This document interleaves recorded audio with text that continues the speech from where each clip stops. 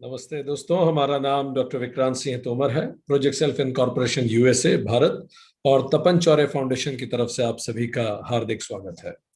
दोस्तों, हम पतंजलि योग सूत्र सीरीज का अध्ययन कर रहे हैं।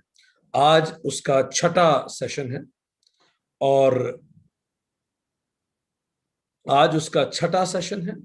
और आज हम बुद्धि पर विचार करने जा रहे हैं, बुद्धि पर चर्चा करने जा रहे हैं। तो चलिए शुरू करते हैं। हमने पिछले सेशन में अभी तक बात की थी कि पतंजलि योग सूत्र का जो पहला अध्याय है उसका पहला श्लोक है अथ योगानुशासनम। अब हम योग अनुशासन के बारे में पढ़ेंगे। दूसरा सूत्र है योगः चित्तस्य वृत्ति निरोधः। चित्त की वृत्तियों के निरोध को योग कहते हैं। चित्त की वृत्तियों के निरोध को योग कहते हैं। तो हमने ये जाना कि चित्त शब्द का कोशगत अर्थ यह है कि यह अंतःकरण है। मन, बुद्धि, चित्त, अहंकार, चारों को चित्त कहा जाता है, माइंड इंग्लिश में कहा जाता है। और इसका एक और अर्थ है जो इकट्ठा करे, समथिंग विच एक्यूमुलेट्स, उसको भी चित्त कहते हैं। तो इस मायने में चित्त के दो अर्थ हो गए, एक अंतःकरण और दूसरा इकट्ठा करने वाला, मेमोरी जो है वो भी चित्त कहलाती है। तो हमने फिर बात की कि एक एक फैसेट्स ऑफ माइंड और 4 फंक्शंस ऑफ माइंड पे हमने चर्चा शुरू की। हमने सबसे पहले मन पे बात की और हमने जाना कि मन एक प्रोसेसिंग यूनिट है। सेंसेस से जो इनपुट आते हैं उसको मन प्रोसेस करता है। और हमने देखा कि मान लीजिए अगर आपका पूरा अंतःकरण एक ऑफिस है तो मन वो व्यक्ति है जो उसको प्रोसेस करता है, फाइलों को प्रोसेस करता है, फोकस अटेंशन देता है, फाइलों को पढ़ता है, उन पे टीप लगाता है और उसको आगे बढ़ाता है मैनेजर की तरफ। तो वो बाबू है, प्रोसेसिंग बाबू है मन। फिर हमने बात की थी चित्त की। चित्त, जैसे हमने पहले भी बात की, एक परिभाषा में चित्त इज समथिंग विच एक्यूमुलेट्स, जो हमारी सारी यादों को इकट्ठा करता है, उसको चित्त कहते हैं। इस जन्म की और अनंत जन्मों की वो सारी यादें इकट्ठी हैं। हम उसे रिट्राइव कर पाए या ना कर पाए वो हमारी साधना पर निर्भर करता है, पर है सब हमारे पास, सारी यादें अभी भी हैं। तो जो चित्त है वो बाबू है जो फाइल्स को बनाता है, उसमें सारा नोट्स रखता है, सारे डॉक्यूमेंट्स लगा के रखता है। चित्त प्रोसेसिंग नहीं करता, वो इकट्ठा करता है, मेंटेन करता है सारी फाइलों को, और जब मन मंगवाता है लाके दे देता है। फिर इसके बाद हमने बात की थी अहंकार पे। अहम करणम, आईनेस, ये अहंकार, वो जो ऑफिस है उसके ऊपर बोर्ड है। ये ऑफिस का नाम है, किस चीज का ऑफिस है? क्या ये लिंग का ऑफिस है, धर्म, देश, जाति? तो जैसा आपका ऑफिस होगा, जिस विभाग का आपका ऑफिस होगा, उसी अनुसार आप प्रोसेस करते हो चीजों को। हर व्यक्ति अपने विभाग के अनुरूप व्यवहार करता है। आप ऑफिसेज में देखिए, तो ये विभाग का क्या नाम है? तो ये तो अहंकार हो गया। अब हम बात करने वाले हैं उस मैनेजर की जो इस ऑफिस को मैनेज करता है। ये जो प्रोसेसिंग बाबू टीप लगा के फाइल आगे बढ़ाता है निर्णय के लिए, ये मैनेजर बुद्धि है, जिस पे आज हम बात करने वाले हैं। चित्त, अहंकार और मन तीनों इससे नियंत्रित हो सकते हैं, होते हैं और हो भी सकते हैं। इसी को मैनेजर कहते हैं। ये उस ऑफिस का सर्वेसर्वा है। ये निर्धारित करता है कि उस फाइल पर क्या निर्णय होना है। पर कई बार मैनेजर आलसी होता है, कई बार मैनेजर लेथार्जिक होता है। तो जब अगर मान लीजिए एक ऐसे ऑफिस की कल्पना कीजिए जहां का बॉस लेथार्जिक हो, ठंडा हो, उदासीन हो, आलसी हो, निर्णयशील ना हो, तो उस ऑफिस का क्या होगा? वो जो प्रोसेसिंग बाबू है वो अपने हिसाब से निर्णय लेंगे। तो कई लोगों का जिनकी बुद्धि कंट्रोल नहीं कर पाती मन को, चित्त को, तो वो लोग वल्नरेबल हो जाते हैं। वहां सब कुछ मन अपने अनुसार करता है। कभी मन खुश होता है, कभी मन दुखी होता है। वो खुद को ही कंट्रोल नहीं कर पाते और मन उनका स्वामी बन जाता है और वो मन के गुलाम बन जाते हैं। इसलिए भगवान कृष्ण गीता में कहते हैं मन सर्वश्रेष्ठ मित्र है और सबसे खतरनाक शत्रु भी है। अगर आपने नियंत्रित कर लिया उसे बुद्धि से, तो उससे बेहतर मित्र कोई नहीं। पर अगर आप उसके नियंत्रण में हो गए तो उससे खतरनाक कोई शत्रु नहीं। मन किया तो खाना खा लिया, मन किया तो और खा लिया, मन किया तो बैठे हुए घंटे हुए नेटफ्लिक्स पे मूवी ही देख रहे हैं, एक साथ पूरा का पूरा एपिसोड खत्म करेंगे भले रात भर जाए, 6-6 घंटे तक टीवी देख रहे हैं। जो मन किया वो करते जाए, क्योंकि बुद्धि तो अब गवर्न कर ही नहीं रही है। मैनेजर सो गया है, बेईमान है, आलसी है, आप जो भी कह लें। तो ऐसे ऑफिस में केवल मन अपनी नियंत्रण कर लेता है पूरा, और दुनिया का एक बहुत बड़ा प्रतिशत में मन ने नियंत्रण कर रखा है और बुद्धि सो गई है। इसीलिए आप देखिए, इंसान धरती की सबसे इंटेलिजेंट स्पीशीज है, पर सबसे दुखी स्पीशीज है। हम सबसे इंटेलिजेंट है, हमारी बुद्धि में क्षमताएं धरती की सारी स्पीशीज से ज्यादा हैं, पर हम दुखी क्यों हैं? क्योंकि हमारी बुद्धि सही दिशा में हमें गाइड नहीं कर रही। इसीलिए हम मन से ड्रिवन हो गए हैं। पूरी सभ्यता, पूरा समाज मन से ड्रिवन हो जाता है, और उसके बाद फिर उसका पतन होना शुरू होता है। एंड इसीलिए बुद्धि सबसे शक्तिशाली, इन चारों में सबसे स्ट्रॉन्ग फंक्शन ऑफ माइंड है। बुद्धि क्या है? दैट नोज एंड डिसाइड्स, जो निर्णय लेता है। दैट डिस्क्रिमिनेट्स, जो डिस्क्रिमिनेट करता है सही और गलत में, जो डिस्क्रिमिनेट करता है टेम्पररी और परमानेंट में, अंतर करता है। जो बताता है आपको कि आपको अभी प्लानिंग करनी पड़ेगी, भले ऑडिट 3 महीने बाद है, पर आज से प्लानिंग करो। जो आपको बताता है कि वजन बढ़ रहा है शरीर का, आज से ध्यान रखो, नहीं तो 1 साल बाद मुश्किल हो जाएगी। ये बुद्धि है जो हमेशा आपको सही गलत बताता है हर पल। आप कोई क्लास अटेंड करते हैं, जो आपको बताता है कि क्लास अटेंटिव होकर अटेंड की जाती है, वो बुद्धि है। पर मन कहता है अरे देख कौन रहा है, कैमरा तो ऑफ है, चलो लेट ही जाते हैं। सो कई बार जब मन डल होता, बुद्धि डल होती है, तो हम लेट जाते हैं। ठीक। सो इस तरह से जिसकी बुद्धि मजबूत होती है वो हमेशा सही गलत को डिस्क्रिमिनेट करता है। एक एग्जाम चल रही है, जो बुद्धि से ड्रिवन है, जिसकी बुद्धि मैनेजर एक्टिव है, वो कभी चीटिंग नहीं करेगा क्योंकि वो गलत है। और जिसका मैनेजर पैसिव है, वो इधर उधर ताका झाकी शुरू करेगा, कहीं से चीटिंग मिल जाए तो वो कर लेगा। ठीक। सो हर जगह आपको देखने को मिलेगा कि जो व्यक्ति मन से ड्रिवन है तो वो व्यक्ति पशु की तरफ जाता है, पर जो बुद्धि से, क्योंकि यही तो अंतर है पशु और मनुष्य में। कठोपनिषद में एक रथ परिकल्पना की गई है कि इंसान का पूरा अस्तित्व रथ की तरह है। जो घोड़े हैं वो हमारी इंद्रियां हैं, 5 इंद्रियां। उन घोड़ों को जो लगाम कसती है वो है मन। मन लगाम है, और वो जो जिसके हाथ में वो लगाम है वो रथी, वो बुद्धि है। वो खींचता है मन को, सारी इंद्रियां खींच जाती। इसीलिए जो लोग एग्जाम्स की तैयारियां करते हैं, क्या उन्हें नींद नहीं आती? वो भी 4-4 बजे उठ के पढ़ते हैं, रात रात भर पढ़ते हैं। उनका मन नहीं करता क्या नेटफ्लिक्स पे मूवीज देखने का? उनका मन नहीं करता क्या लोग जब रिश्तेदार आए तो हम भी उनके साथ बैठे? उनका मन नहीं करता क्या पारिवारिक गॉसिप करने का? उनका मन करता है, पर उनकी बुद्धि ने डोर खींच रखी है, और इस कारण वो कुछ नहीं करते।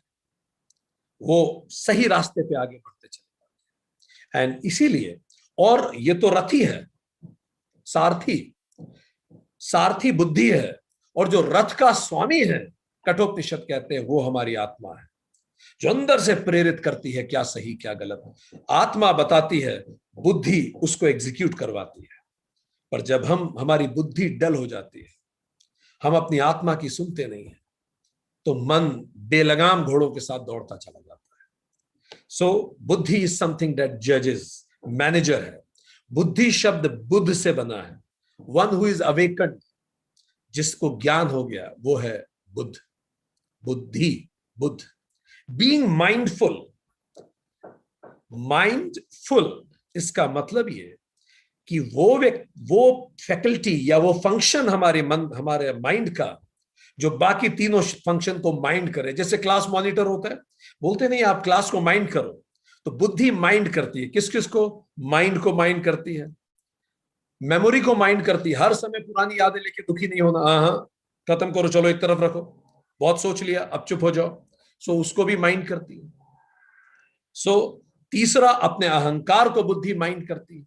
अपने आप को सही परिभाषाओं में परिभाषित करना। मेरा अस्तित्व केवल किसी की पत्नी या फिर किसी की मां होना नहीं है। मेरा अस्तित्व स्वयं के प्रति भी है। मेरा अस्तित्व कोई धर्म, नस्ल या जाति से ही संबंधित नहीं है। ये सब निर्धारण करना, इन सबको माइंड करना बुद्धि का काम है। Being mindful. तो how to be mindful? There are 5 parameters जो याद रखने लायक है। अगर आपको यह समझना है कि क्या मैं माइंडफुल हूं, क्या मैं माइंडफुल रहता हूं, तो देयर आर 5 पैरामीटर्स। पहला, be non judgmental, impartial. Impartial रहिए, नॉन जजमेंटल रहिए। It is called being mindful. बुद्धि इम्पार्शियल होती है। इसीलिए आप वैज्ञानिकों से पूछिए तो वैज्ञानिक कहते हैं भावनाओं की कोई जगह नहीं, वी आर इम्पार्शियल। जो सत्य है बता देंगे।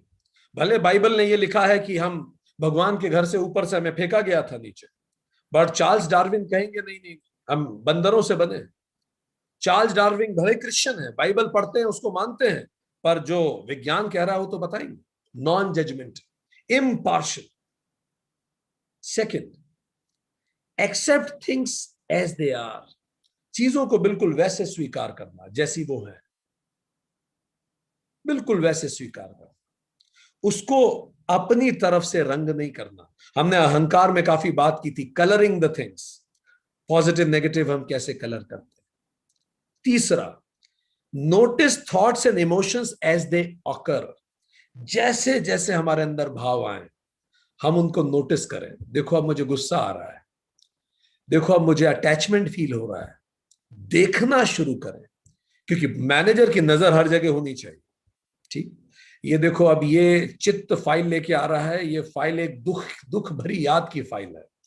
अब ये लेके जा रहा है मन के पास, और अब मन क्या करेगा, इस फाइल को खोल के बैठ जाएगा और सारा अटेंशन इस दुख भरी फाइल पे चला जाएगा।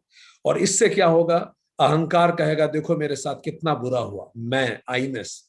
और इससे क्या होगा, मैं दुखी हो जाऊंगा।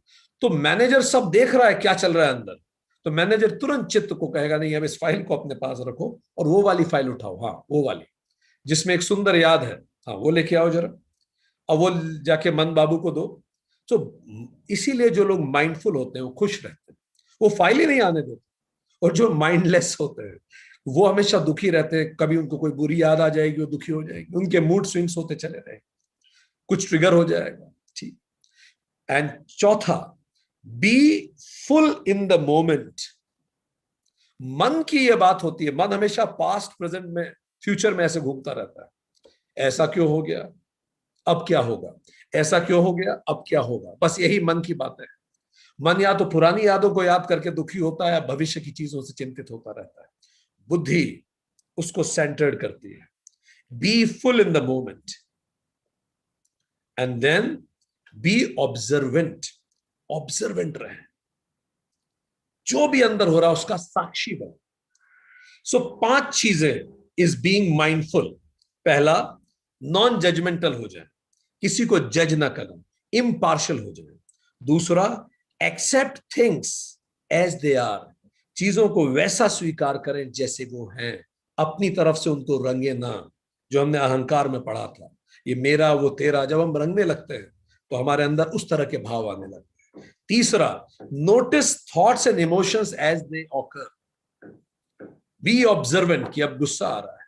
चौथा, be full in the moment, पूरी तरह से उस पल में रहें। और पांचवा, साक्षी बने। ये सब बुद्धि करती है।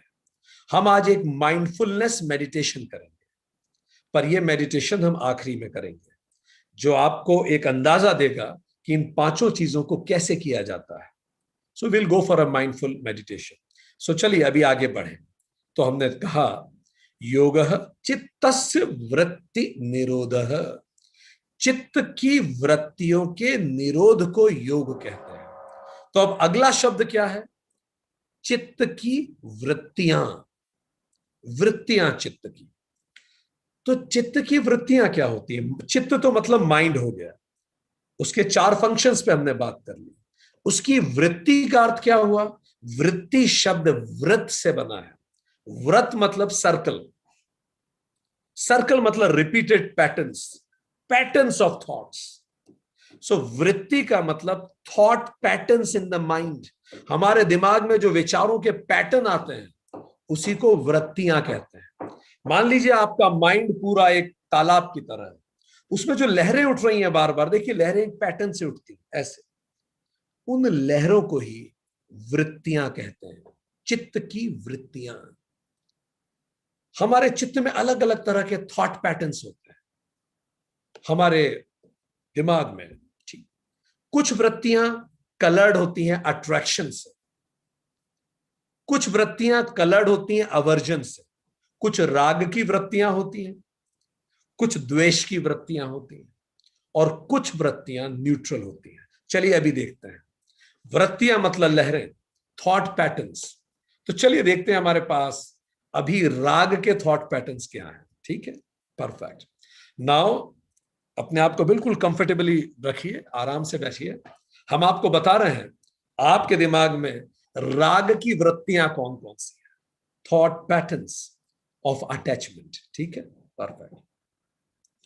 अपनी आंखें बंद कीजिए और एक गहरी सांस अंदर लीजिए।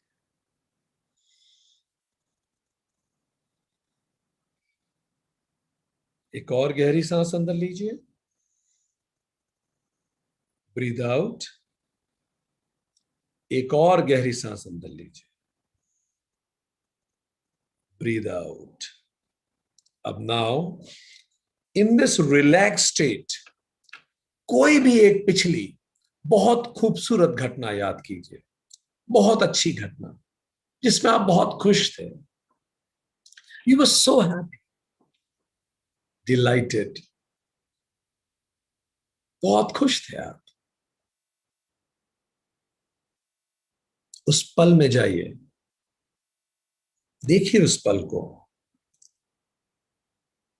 क्या हो रहा था,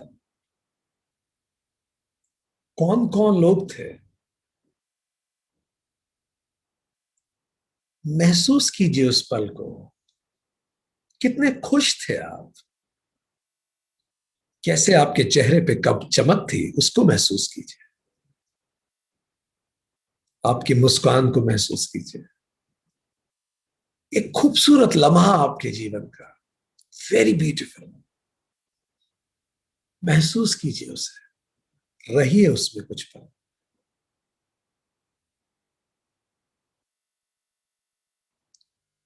रिलिव इज रिलिव इट, उसको फिर से जिए, relive it as it is happening now, जैसे ये अभी हो रहा है ऐसे उसको महसूस कीजिए पूरी तरह से।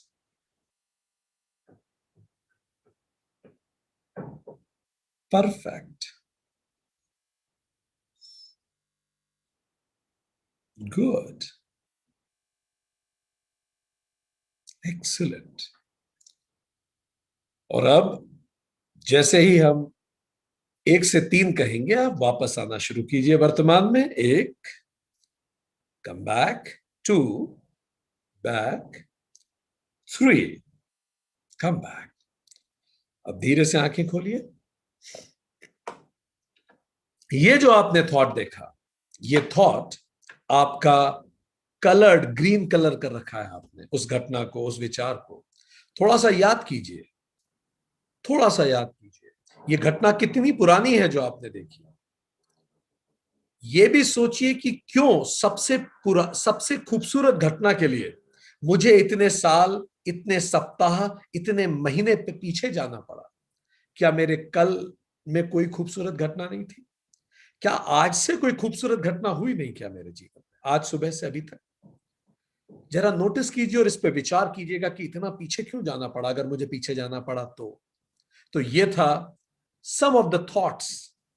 दे may not be patterns, but thought तो है, ये विचार तो है, पैटर्न है कि नहीं उस पर अपन अलग से बात करेंगे। तो ये था पॉजिटिव कलर्ड वृत्ति, ठीक। चलिए अब एक अवर्जन की वृत्ति पे भी विचार करते हैं, ठीक है।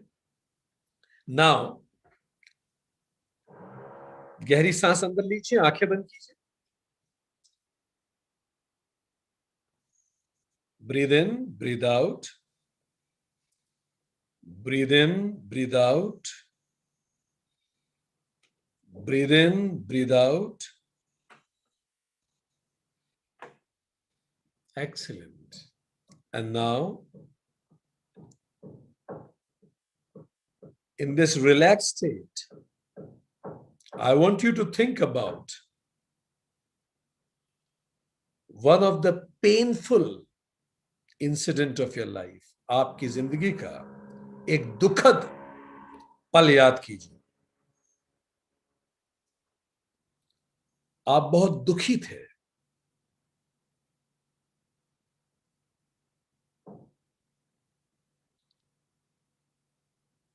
क्या हो रहा था उस पल में? उस पल में जाइए। बहुत दुखी हैं आप, a painful moment of your life. महसूस कीजिए उस दर्द को जैसे ये अभी हो रहा है। पूरी शिद्दत से सब कुछ देखिए। कौन है वहां? क्या हुआ है?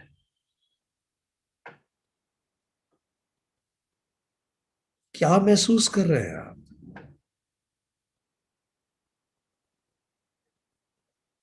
आपकी जिंदगी का एक दुखद पल।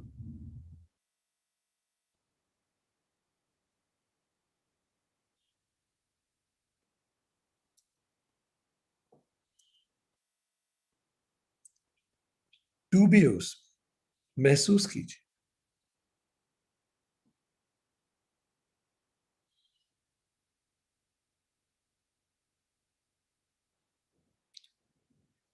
स्टॉप। और एकदम से अब उससे बाहर आइए। Stop, come out, come back in present. और अपनी आंखें खोल लीजिए। आप में से कितने लोगों को एकदम से झटका लगा जैसे हमने कहा स्टॉप? एकदम से जैसे किसी ने धक्का दिया हो। जब भी हम किसी दुख की याद में उतरते हैं तो हम बहुत ज्यादा आइडेंटिफाई करते हैं, और एकदम से अगर कुछ रोक दे हमें झटका सा लगता है, क्योंकि हम बहुत इन्वॉल्व हो जाते हैं।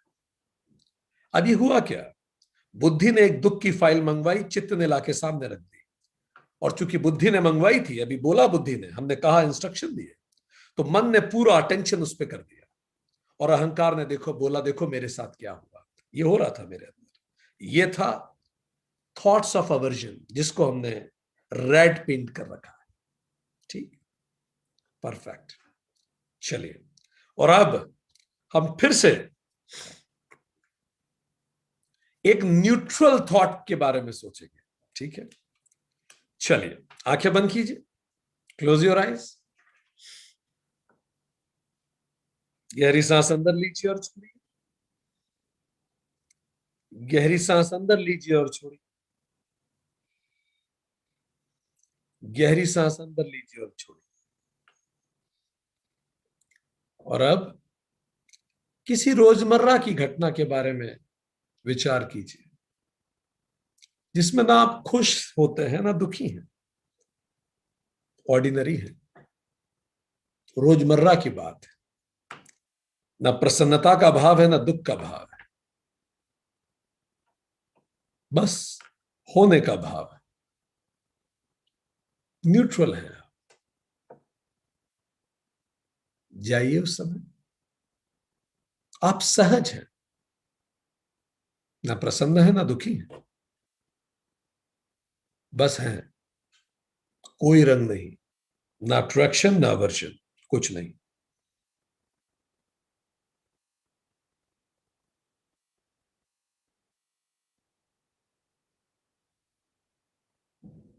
महसूस कीजिए उस पल को। देखिए कैसा महसूस कर रहे हैं आप। ना अट्रैक्शन है ना अवर्जन है, बस आप हैं। रूटीन सी बात।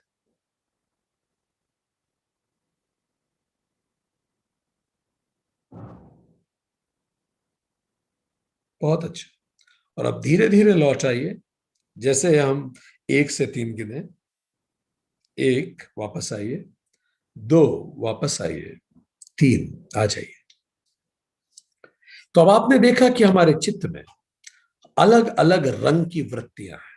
हो सकता है आप में से कुछ लोगों को ये तीसरे वाले में कुछ सोचने में मुश्किल भी आई हो, कई बार होता भी है। इजीली सोच हम उसको पाते हैं जिसपे कोई टैग लगा हो, या तो रेड टैग हो या ग्रीन टैग हो। रूटीन चीजें इतनी जल्दी याद भी नहीं आती। अगर आप अपने स्कूल के दिनों को याद करेंगे तो आपको वो यादें आएंगी, हम शरारत कैसे करते थे, हमने कैसे मजे किया, कौन से हम पे बहुत बड़े दुख पड़ गए थे स्कूल में। कोई ना कोई इमोशन इमोशन का टैग होता है तो याद जल्दी आता है। ठीक, परफेक्ट। सो हमने ये देखा कि वृत्तियां मतलब थॉट पैटर्न्स। और अभी हमने 3 थॉट्स को देखा कि अलग अलग थॉट्स। तो चित्त ने अलग अलग फाइल्स बना रखी हैं, उसके पास रेड फाइल्स का भी भंडार है, ग्रीन फाइल्स का भी भंडार है, और ग्रे फाइल्स का भी भंडार है जिसमें कोई कलर नहीं है। ठीक, तो जो फाइल मंगवाई जाती है वो ले आते हैं। अगर बुद्धि मंगवाती है तो लाया जाता है, नहीं तो मन मंगवा लेता है और आदमी दुखी होता रहता है। ठीक, तो वेद व्यास ने अब इसके आगे जाके बताया कि 3 तरह की वृत्तियां होती हैं। ये जो थॉट्स हैं ये केवल थॉट नहीं है, देर आर थॉट पैटर्न्स। 3 तरह के पैटर्न्स हैं हमारे सोचने में। अब सुनिए पैटर्न्स कौन से हैं। ठीक, 3 तरह के पैटर्न्स हैं। पहले पैटर्न को वेद व्यास कहते हैं तामसिक वृत्ति, द पैटर्न ऑफ थॉट जो तामसिक है। हमारी लाइफ में बहुत सारे पैटर्न्स होते हैं।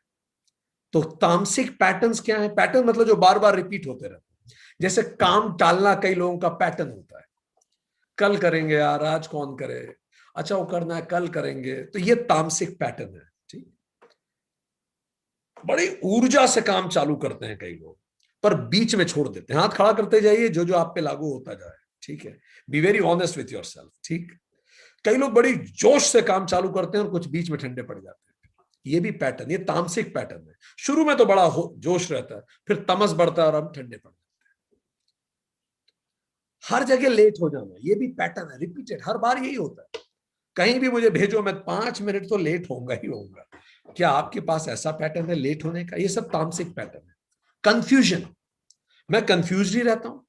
पैटर्न मतलब हर जगह लगभग हर चीज में कंफ्यूजन रहता है, that is another pattern. Fear, मुझे डर लगता है, हर नई चीज में मुझे घबराहट होती है। कुछ भी नया हो मैं घबराने लगता हूं, ये भी एक पैटर्न है। पैटर्न मीन्स रिपीटिव थॉट्स, बार बार ऐसा होता है मेरे साथ, कई जगह ऐसा होता है, बचपन से होता आया, ये पैटर्न, रिपीटेशन, वृत्ति। डलनेस, मैं दिन भर आलस से ही फील करता हूं, ये भी एक पैटर्न है। अकेलापन, ये भी एक पैटर्न है। अकेलापन भी पैटर्न होता है कि मैं बहुत अकेला महसूस करता हूं, ये भी पैटर्न है। मैंने बचपन में भी बड़ा अकेला महसूस किया, युवावस्था में भी अकेला महसूस किया, आज भी बड़ा अकेलापन सा लगता है, ये भी एक पैटर्न है। धोखा, मुझे हर जगह धोखे मिलते हैं, ये भी एक पैटर्न है। बार बार बार बार बार बार। ठीक, क्या ऐसा कोई पैटर्न आपके साथ है? पीपल डोंट लव मी, मुझे जीवन में प्रेम नहीं मिला, क्या ये भी पैटर्न है आपके साथ?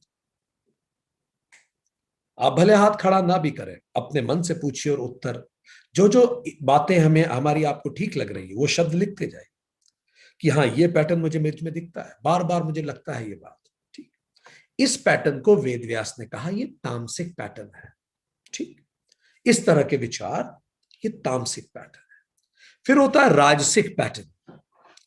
राजसिक विचारों की वृत्तियां, रिपीटेशन, जैसे मुझे सबसे बहुत जल्दी अटैचमेंट, ये पैटर्न ही है मेरा। मैं किसी से भी मिलूं बहुत जल्दी अटैच हो जाती हूं। Attachment is my pattern. Passion is my pattern, मैं जो काम करता हूं ओवर एक्साइटेड होकर करता हूं, इट इज माई पैटर्न। ठीक, मुझे गुस्सा बहुत जल्दी आता है, गुस्सा भी पैटर्न है, बार बार आता है, हर बात पे गुस्सा आता है, छोटी छोटी चीजों पे गुस्सा आ जाता है। मैं बहुत मटेरियलिस्टिक हूं, मुझे भौतिक चीजें बहुत आकर्षित करती हैं हर जगह, बार बार, बचपन से, मतलब ये पैटर्न है, हर बार होता है। रिलेशनशिप ब्रेक, मेरे रिश्ते नहीं चल पाते लंबे, पता नहीं क्यों, पता नहीं क्या प्रॉब्लम है, मुझे समझ में नहीं आती। मेरे रिश्ते सबके साथ अच्छे नहीं रह पाते लंबे समय तक, भगवान जाने क्यों। ठीक, ट्रस्ट इश्यूज, मैं लोगों पे इतना जल्दी भरोसा नहीं कर पाता, और ये भी पैटर्न है। मैं नहीं कर पाता, अक्सर लोगों पे मैं भरोसा नहीं करता। मैं इतना काम कर लेता हूं कि बर्नट आउट हो जाता हूं, ये भी पैटर्न है। ऑफिस में भी इतना काम कर लेता हूं कि बिल्कुल बर्नट आउट हो जाता हूं, घर पे भी इतना काम कर लेता हूं कि बर्नट आउट हो जाता हूं, ये भी पैटर्न है। पूरा एग्जॉस्टेड हो जाता हूं, फिर तो खुद की सुध ही नहीं रहती, और जब काम खत्म होता है बिल्कुल निढाल हो जाते हैं। ये पैटर्न, ऐसे ही हूं मैं। ठीक है, मुझे ना बिना लड़े जीवन में कुछ नहीं मिला, हर चीज के लिए संघर्ष करना पड़ा है। भला रिश्ता हो, प्रेम हो, बच्चे होना हो, हर चीज के लिए, नौकरी के लिए, बिना संघर्ष कुछ नहीं। क्या ऐसा लगता है आपको? जो भी है, ये है पैटर्न्स, राजसिक वृत्तियां, वेद व्यास ने कहा। ठीक। फिर सात्विक वृत्तियां, डिस्पैशन फॉर ऑब्जेक्ट्स। मुझे चीजों के प्रति वैराग्य सा महसूस होता है बचपन से। मुझे कुछ ऐसा अट्रैक्शन नहीं लगता इन चीजों के लिए। अरे नौकरी करनी है, ये करना है, नाम करना है, और बड़ा कोई काम करना है, सब हमें जाने, मुझे ऐसा नहीं लगता। बड़ा वैराग्य महसूस होता है चीजों के प्रति, बचपन से ऐसा ही। मुझे सबके प्रति करुणा होती है। किसी को दुख हो जाए तो मेरी आंखों में आंसू आने लगते। किसी का दुख मैं देख लूं तो मैं रात को सो नहीं पाता। कैसा होता है आपके साथ? मैं सबकी मदद करना चाहता हूं। किसी का दुख देखता हूं तो मुझे दर्द होता है। Kindness is a pattern. कई लोगों को ऐसा महसूस होता है कि हम इस ग्रह से ही कनेक्ट नहीं कर पाते। मुझे नहीं लगता मैं इस ग्रह का हूं, मुझे आना ही नहीं चाहिए था, मैं पता नहीं क्यों हूं यहां। क्या ऐसा लगता है आपको? पता, या मुझे किसी से कनेक्ट फील नहीं होता, किसी से कनेक्ट फील नहीं, पता नहीं, मुझे अजनबी सा लगता है इस दुनिया।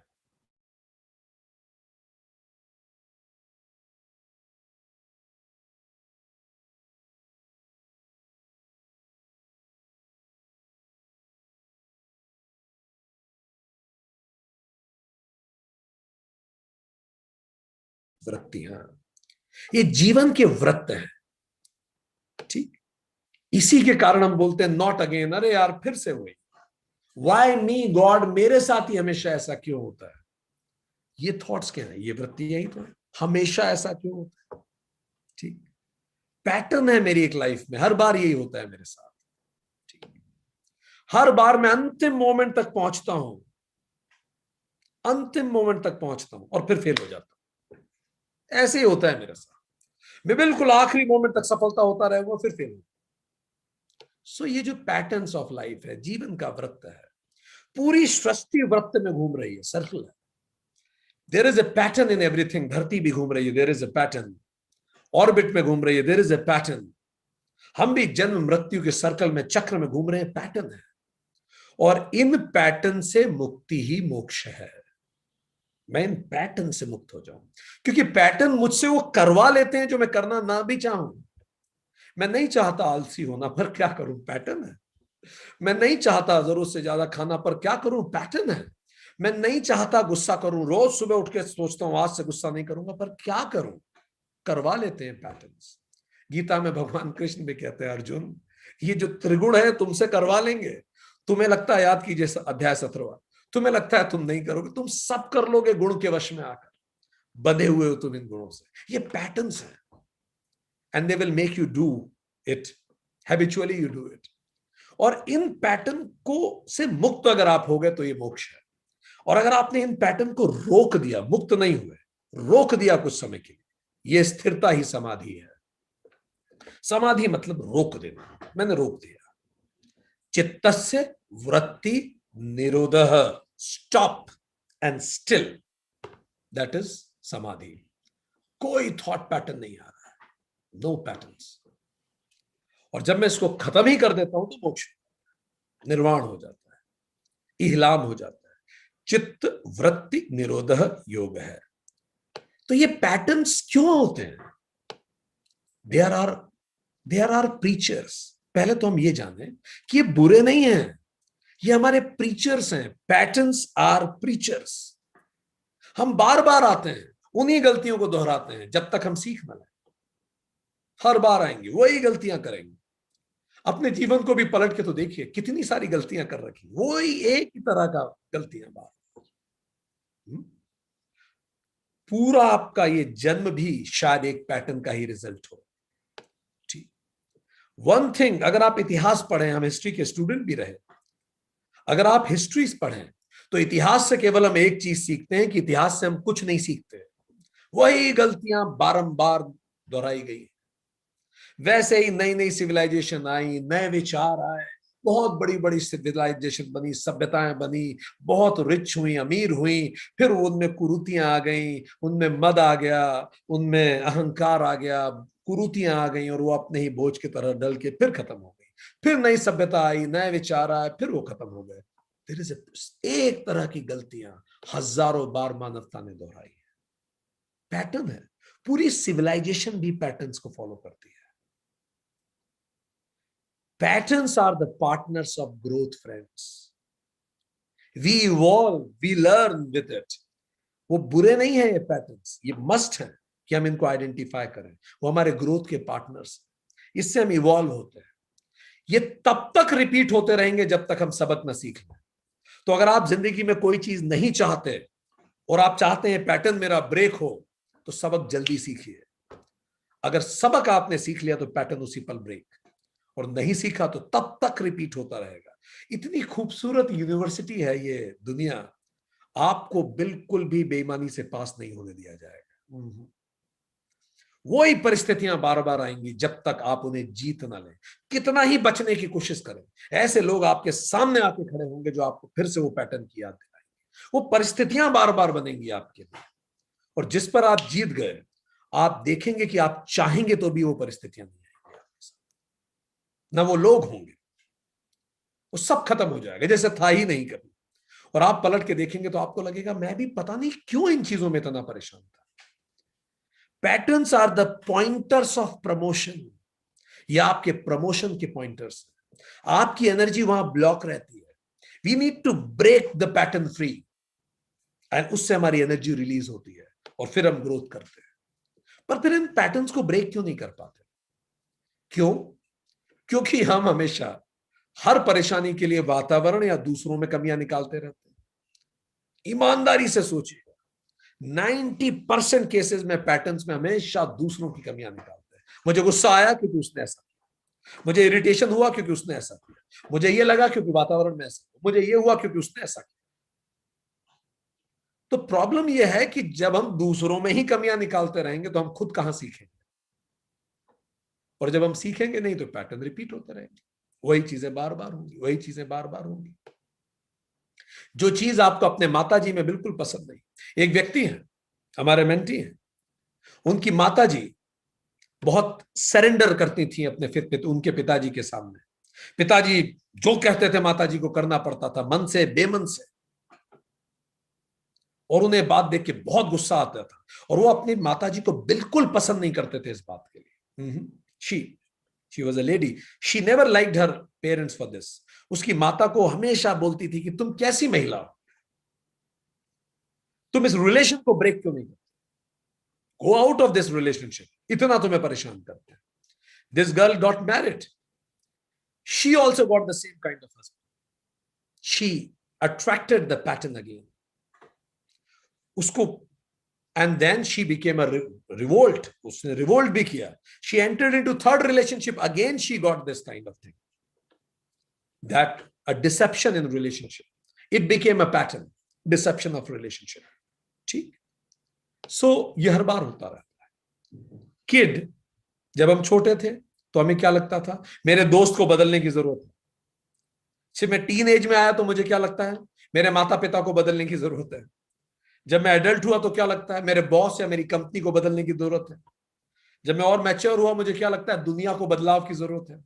आज मैं बुजुर्ग हो गया और मुझे लगता है that I need to change. Actually किसी को बदलने की जरूरत नहीं है, मुझे बदलने की जरूरत है। And this is how we learn. पर फिर बुजुर्ग होने के बाद समय नहीं बचता, हम इस दुनिया से चले जाते हैं और फिर वापस आते हैं पैटर्न को रिपीट करने के लिए। ठीक, तो हम तब तक रिपीट करेंगे जब तक हम सीख ना लें। तो कैसे तोड़ें इन पैटर्न्स को, पूरी योग सूत्र इसी के बारे में, कोई जल्दी नहीं, पर आज हम आपको एक छोटा सा टिप जरूर दे दें उसका सहूलियत के लिए, कैसे तोड़ें इस पैटर्न को। ठीक। सो ये समझे कि जो पैटर्न्स हैं, थॉट पैटर्न्स हैं, ये हमारे आंतरिक मूलभूत नजरिए हैं। They are are internal fundamental framework of life, they are are fundamental believes. ये हमारा मूलभूत नजरिया है दुनिया को देखने का। इसी के कारण पैटर्न बनते हैं, क्योंकि हम जो हमारा थॉट है बस उसी तरह से हम दुनिया को देखते हैं। तो दुनिया को हम उस तरह से नहीं देखते जैसे दुनिया है, दुनिया को हम वैसे देखते हैं जैसे संस्कार हमें मिले। सो जो हमारा इंटरनल फंडामेंटल फ्रेमवर्क है, मूलभूत नजरिया है, हमारे इनर बिलीव्स हैं, हमारी वैल्यू अबाउट लाइफ है, वैल्यू अबाउट सेल्फ है, वैल्यू अबाउट सराउंडिंग है कि दुनिया को ऐसा होना चाहिए, ऐसा होना अच्छा होता है, ऐसा होना खराब होता है। ये जो हमारे बिलीव्स हैं, यही हमारे पैटर्न्स बनाते हैं। क्योंकि मेरे बिलीफ से इतर जो कुछ है वो सब खराब है, और मेरे सोच के अंदर जो कुछ है वो सब अच्छा है। तो इससे मैं कलर कर देता हूं पूरी दुनिया को। सो जो ये एक इनर वर्क है, अपने पैटर्न को ब्रेक करना, एक्सटर्नल एक्सरसाइज नहीं है। तो हम आपको 5 स्टेप्स बता रहे हैं। ये 5 स्टेप्स कीजिए, आपको सहूलियत मिलेगी। हालांकि हम डिटेल में योग सूत्र में और चर्चा करेंगे, पर just to have better understanding. Step number 1, अपना पैटर्न लिखें। आज ही रात को कीजिए, बैठ के अपने पैटर्न लिखिए। पैटर्न का मतलब कौन सी चीज आप में बार बार रिपीट होती है, बार बार एक जैसी परिस्थितियां बनती हैं आपके साथ।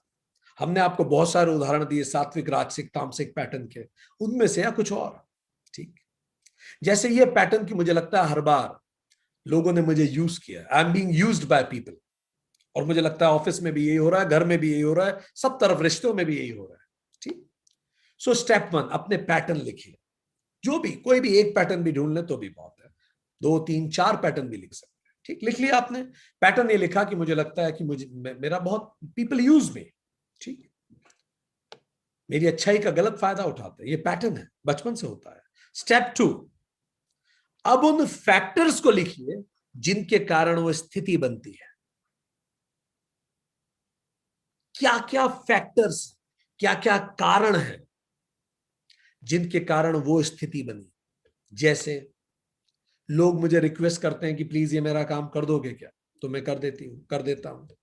कई बार सिचुएशन सी ऐसी हो जाती है कि काम मेरे ऊपर आ जाता है। कई बार मैं ना नहीं बोल पाता, जो भी कारण है। ठीक।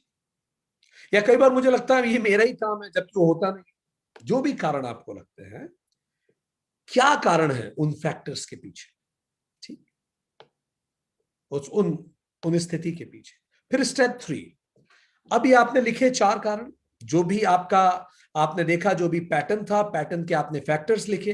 अब उन जितने भी फैक्टर्स लिखे हैं, आप अगर 3 पैटर्न लिख रहे हैं, उन पैटर्न्स में आप देखेंगे कुछ कॉमन फैक्टर्स निकलेंगे जो हर बार मौजूद था। जब भी वो स्थिति आई थी, ये फैक्टर तो था ही था। जब भी वो स्थिति आई थी, एक कॉमन फैक्टर निकलेगा सारे फैक्टर्स में। आपको लगता है मेरा यूज किया गया, आपने 6 ऐसी सिचुएशंस को याद, सारे फैक्टर्स लिखे, हर सिचुएशन के 4-4 फैक्टर्स लिखे। अब देखिए हर सिचुएशन के जो 4-4 फैक्टर्स हैं, उसमें क्या कोई कॉमन चीज निकल के आ रही है? कॉमन फैक्टर निकालिए जो हर बार मौजूद था। शायद ये कॉमन फैक्टर आता है कि मैं ना नहीं बोल पाई, ना नहीं बोल पाया, तो अब आपको पता पड़ेगा अच्छा ये कॉमन फैक्टर है। स्टेप 4 यूज कीजिए, उस कॉमन फैक्टर के मूल कारण का पता लगाइए। क्या है मूल कारण उस कॉमन फैक्टर का कि मैं ना नहीं बोल पाई? ये कॉमन फैक्टर है, हर बार ये तो हुआ ही है, मैं क्यों नहीं बोल पाई ना? ठीक, कॉमन फैक्टर इंटरनल ही होगा, इंटरनल ही होगा। अगर परिस्थिति ऐसी बनी तो मैंने ना क्यों नहीं कहा उस परिस्थिति में? ठीक, तो शायद अंदर से उत्तर मिलेगा, बचपन से बहुत डांट पड़ती थी ना बोलने पे, मम्मी तो चाटे मारती थी बड़ों को ना कर दो तो, इसीलिए मेरे मन में बैठ ही गया ना नहीं करना। या फिर नीड फॉर अप्रिशिएशन, बचपन में कहा जाता था अच्छे बच्चे किसी को ना नहीं करते। क्या कारण है? ठीक, उसका मूल कारण पता लगे।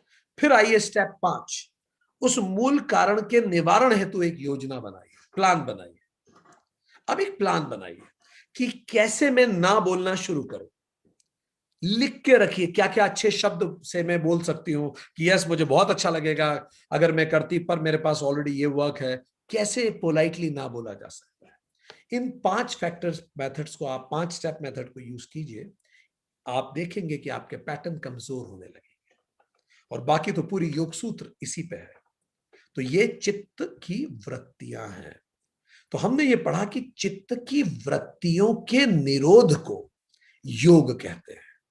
जब ये पैटर्न्स में रोक देता, जो मुझसे करवा देते हैं चीजें, तो उसको योग कहेंगे। समाधि के लिए फिर चित्त भूमि तैयार हो जाती है। गुणातीत होने हेतु चित्त भूमि तैयार हो जाती है। सत्व स्थापित होने लगता है। इसी को हम कहते हैं चित्तस्य वृत्ति निरोधः। तो चलिए एक माइंडफुलनेस मेडिटेशन करते हैं, बुद्धि को प्रगाढ़ बनाने के लिए। ठीक, हम जानबूझ के आपको एक ऐसा मेडिटेशन आज बता रहे हैं जो आप अपने ऑफिस में कर सकते हैं, कहीं भी बैठे बैठे कर ले, लेटने की भी जरूरत नहीं है। It is called sitting mindfully. Mindfully बैठना बहुत छोटा सा मेडिटेशन है, पर बहुत प्रभावी होता है। ठीक, तो चलिए let's be ready with that meditation. ठीक, तो आराम से बैठ जाइए। इस मेडिटेशन को बैठ के ही करना है। ठीक, बिल्कुल कंफर्टेबल बैठिए।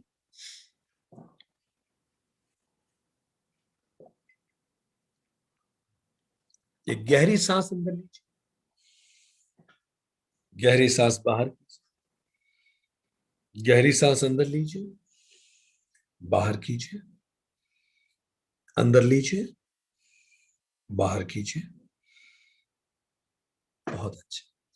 अब अपने पैरों को ढंग से जमीन पे टिका लीजिए अगर संभव है तो, और अगर संभव नहीं है तो भी जैसे पैर हैं वैसे ही रहने दीजिए। बहुत अच्छा। अब अपने हाथों को ढीला छोड़ दीजिए और हाथों को अपने पैरों पे रख लीजिए, जांघों पे रख लीजिए। बिल्कुल ढीला छोड़ दीजिए, रिलैक्स्ड, कंप्लीटली रिलैक्स्ड। और अपने पैरों पर अपने हाथों को रख लीजिए। अब गर्दन को घुमा के एक आरामदायक स्थिति में ले आइए जिसमें आप बिल्कुल आराम में महसूस करें। बहुत अच्छा।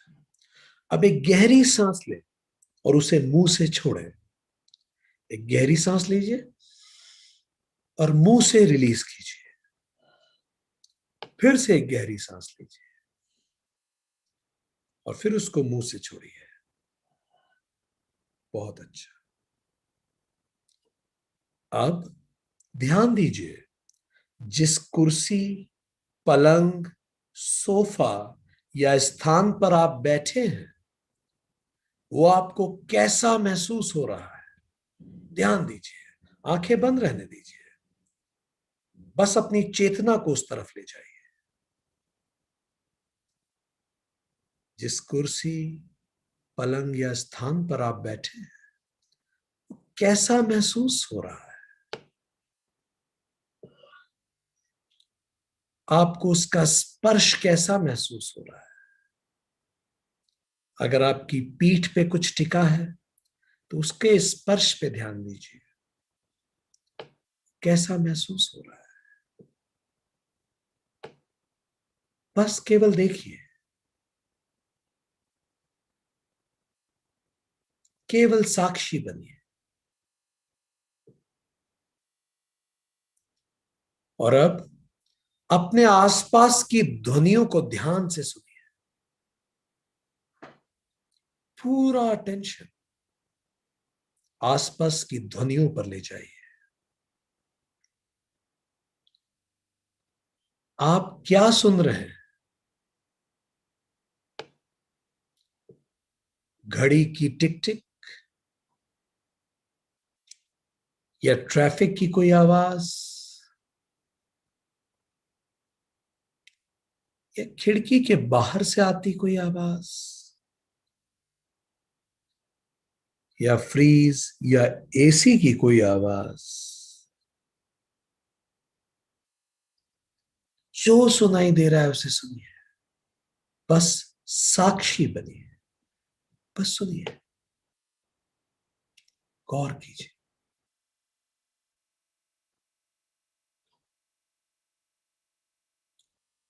उस आवाज पर ध्यान दीजिए, उसकी तीव्रता कैसी है ध्यान दीजिए, महसूस कीजिए उस आवाज की तीव्रता।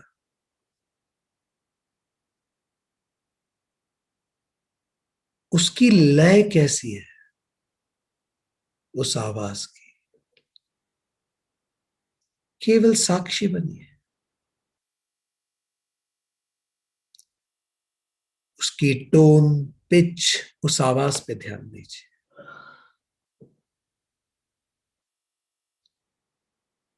और अब उसी शांत भाव से अपना पूरा ध्यान अपनी नासिका पे लाइए,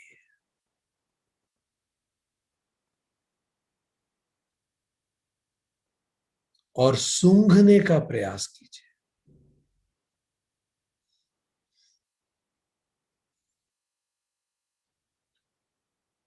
महसूस करें आसपास क्या गंध है।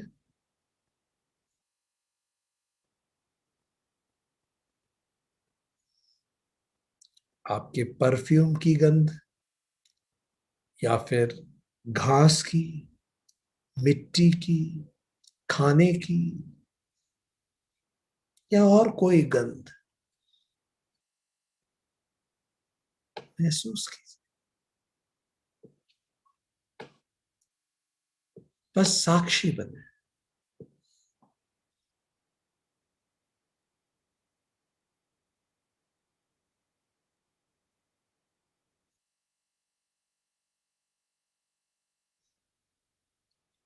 और अब ध्यान दें कि आपका शरीर कैसा महसूस कर रहा है। वहां बैठकर ठंडा महसूस हो रहा है आपको, या गर्म महसूस हो रहा है।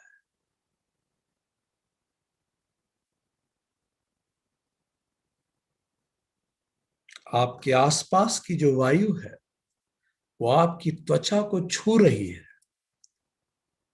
महसूस कीजिए उस वायु को अपने हाथ के ऊपर, अपने चेहरे पर। देखिए कैसे उसके कण आपके चेहरे से जुड़े हुए हैं, कैसे वो आपकी त्वचा को छू रही है।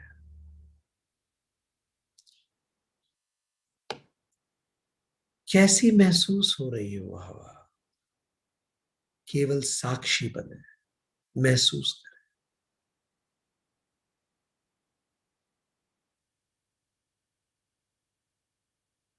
और अब अपनी चेतना को अपनी त्वचा की ओर निर्देशित करें, और महसूस करें कि क्या कोई प्रकाश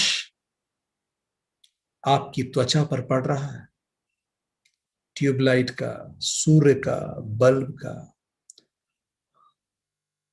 अपनी त्वचा पे उस प्रकाश को महसूस कीजिए।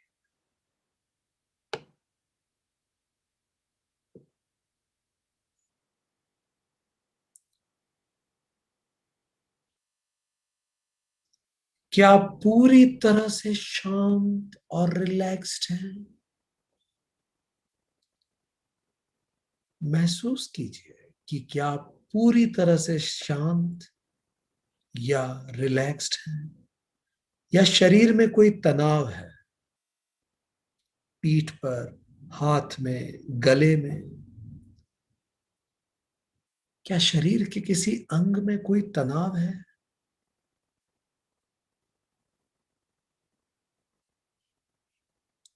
यदि है तो उस अंग को थोड़ा स्ट्रेच कीजिए, हिलाइए उस अंग को जहां थोड़ा तनाव महसूस कर रहे हैं। अब अपनी चेतना को अपने मूड पे लाइए। अभी आपका मूड कैसा है।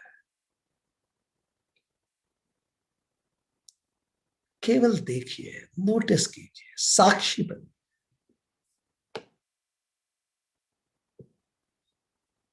कैसा है अभी आपका मूड?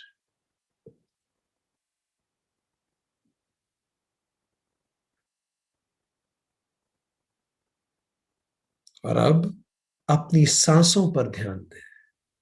फिर से ध्यान दें कि कौन सी नासिका से आप सांस ले रहे हैं, लेफ्ट नॉन्स्ट्रिल से या राइट से।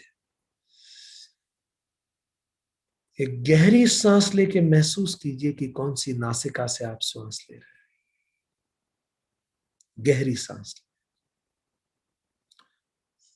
और अब महसूस कीजिए जब आप एक गहरी सांस अंदर लेते हैं तो कैसे ये वायु आपके विंड पाइप से आपके चेस्ट तक जा रही है। एक गहरी सांस लेके महसूस कीजिए इस वायु को अपने चेस्ट। देखिए कि आपका चेस्ट फूलता है जब वायु अंदर जाती है। एक और गहरी सांस लेके महसूस कीजिए और महसूस कीजिए अपने फूलते हुए चेस्ट। और अब एक और गहरी सांस लीजिए और महसूस कीजिए श्वास आपके पेट तक जा रही है। और देखिए जैसे ही श्वास अंदर जाती है क्या पेट फूलता है। पेट में महसूस कीजिए उस श्वास को।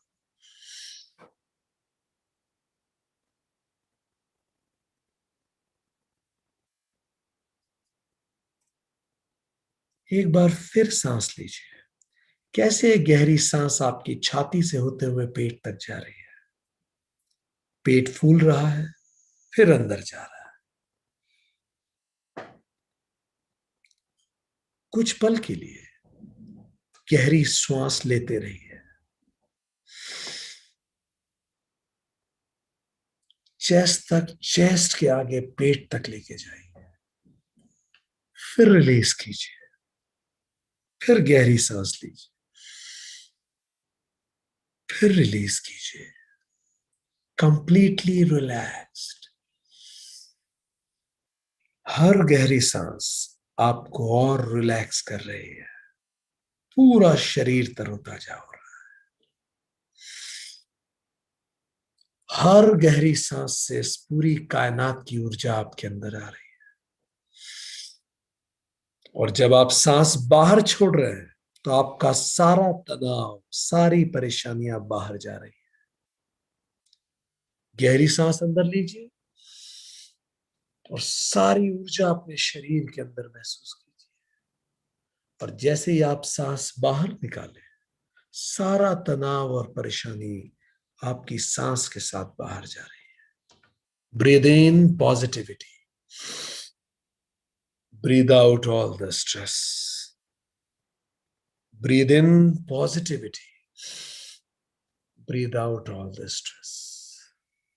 और अब एक गहरी सांस अंदर लें। Breathe in full energy, positivity और ब्रीद आउट पॉजिटिविटी। फिर से पॉजिटिविटी अंदर लें गहरी सांस में। Breathe out positivity. एक बार फिर से गहरी सांस लें and breathe out positivity. You're feeling very positive, relaxed and comfortable.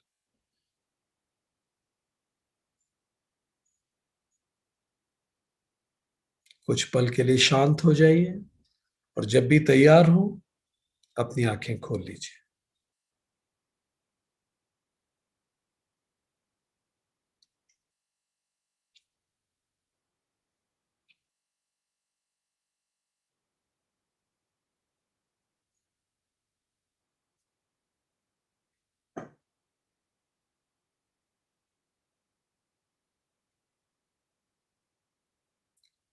बहुत अच्छा, बहुत अच्छा।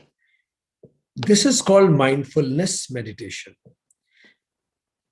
इस मेडिटेशन को आप लोगों ने लगभग 12 मिनट किया है,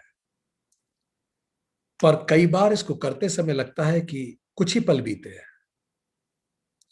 जब भी आप सजग होते हैं और आप में स्थिरता आती है, हड़बड़ी खत्म होती है, तो समय धीरे धीरे बीतता प्रतीत होता है। धीरे धीरे तो ब्रीदिंग माइंडफुली आप कर सकते हैं, ईटिंग माइंडफुली कर सकते हैं, सीइंग माइंडफुली कर सकते हैं, लिसनिंग माइंडफुली कर सकते हैं। धीरे धीरे थिंकिंग माइंडफुली होने लगेगी। कौन कौन सी फाइल इधर से उधर आ रही है, बुद्धि रोक देगी वही, और पूरा जीवन लिविंग माइंडफुली होने लगेगा। सो यही बुद्धि का परिचय है। तो चलिए एक क्विक रिवीजन करते हैं। हमने जाना अंतःकरण का जो चौथा हिस्सा है, चौथा फंक्शन है बुद्धि। बुद्धि is something that knows and then decides. हमने कठोपनिषद की रथ परिकल्पना भी देखी। हमने जाना कि बुद्धि एक फैक्ट्री मैनेजर है जो डिसाइड करता है। बीइंग माइंडफुल, माइंडफुल होना क्या होता है? It is first non judgmental and impartial, कोई रंग नहीं लगाना। दूसरा, accept things as they are, चीजों को वैसे स्वीकार करना जैसी वो है। तीसरा, notice thoughts and emotions as they occur, जैसे ही भाव अंदर आते हैं उन्हें देखिए, साक्षी बने। चौथा, be full in the moment, पूरी तरह से उस पल में रहिए।